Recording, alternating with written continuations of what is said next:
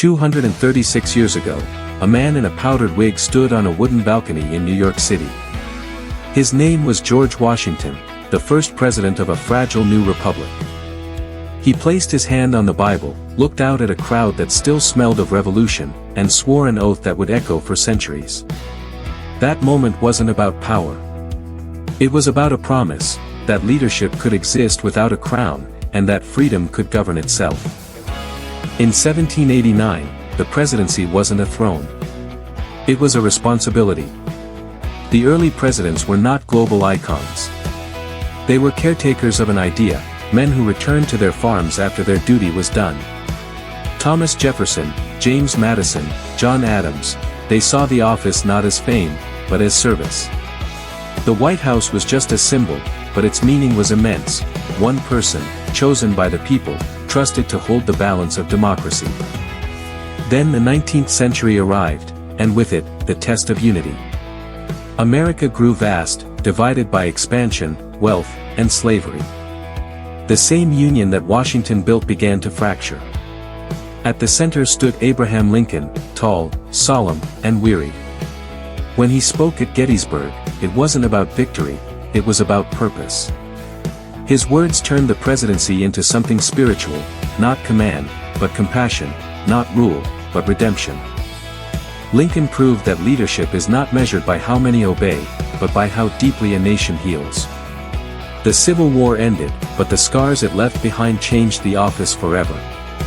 Presidents were no longer distant figures on parchment, they were voices, faces, human beings. In the 20th century, new technologies amplified that humanity. Radio carried Franklin D. Roosevelt's calm reassurance into American living rooms during the Great Depression and World War II. He wasn't just a politician, he was a voice beside the fire, reminding millions that tomorrow could still be better. And then came television. With John F. Kennedy, the presidency became visual. His youth, his optimism, his words, "Ask not what your country can do for you," transformed politics into performance. For the first time, charisma was power. But cameras can reveal as much as they conceal. The same television that crowned heroes also exposed flaws.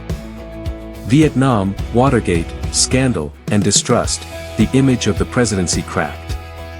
The world watched as faith in the office faltered. Yet somehow, through every storm, the institution survived, not because it was untouchable, but because the people still believed in the idea behind it.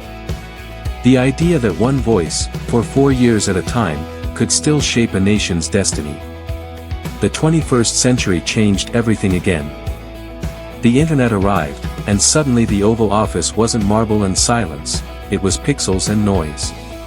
Tweets replaced speeches. Live streams replaced press conferences. The modern president became both leader and influencer, a symbol of connection in a world addicted to reaction. Barack Obama mastered that new stage, using digital communication to speak directly to citizens, unfiltered, personal, and immediate. For the first time, the presidency was interactive. The bond between leader and people wasn't just emotional, it was technological. But technology comes with a cost. Information spread faster than truth. Attention became currency, and leadership became performance art. Every gesture, every smile, every pause was captured, shared, analyzed, and criticized in seconds. The presidency, once defined by speeches carved into marble, now lived inside screens that fit in our hands. Power no longer belonged solely to institutions, it belonged to perception. And then, the world entered the 2020s, an age of data, algorithms, and division. By 2025, the American presidency has become something new entirely. A stage of real-time diplomacy and virtual politics, where a statement can move markets before the ink is dry. Today, President Donald J. Trump stands at the center of that paradox, both a product of the media age and a symbol of its consequences.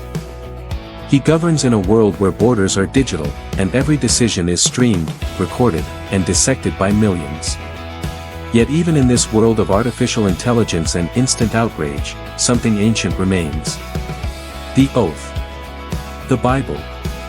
The raised hand. A line that connects every leader, from Washington's trembling voice to Lincoln's solemn words, from Roosevelt's fireside tone to Kennedy's challenge, from Obama's hope to Trump's defiance. Across centuries, technology has changed everything except the meaning of that promise, to serve the people, not to rule them. The evolution of American presidents is the story of America itself, of how power adapts, how democracy learns, how freedom survives its own reflection. It's the story of a nation growing up in public, one broadcast, one photograph, one viral clip at a time. Each generation demanded a different kind of leader, a warrior, a healer, a communicator, a showman, a survivor. And in every age, the presidency reflected not just who led the country, but who the country wanted to be. Today, as artificial intelligence writes speeches and global crises unfold in real time, the role of the president has never been more complex. He must lead not only through policy, but through presence, not only through decisions, but through meaning. Because in an era ruled by machines, humanity itself becomes the rarest quality of all. Maybe the true evolution of the presidency isn't about power, but empathy. Maybe the real question is not what presidents can do, but whether they can still understand us. From candlelight to holograms, from handwritten letters to quantum networks, the line of American presidents tells one story. That democracy, fragile as it is, continues to adapt, not by perfection, but by perseverance. And so, when we look at the faces, Washington, Lincoln, Roosevelt, Kennedy, Obama, Trump, we see more than history. We see our reflection. Because the presidency, at its core, has always been a mirror of the people it serves. It changes when we do. And that is both its greatest challenge, and its greatest strength. Bye everyone, thanks for watching and don't forget to subscribe to my channel.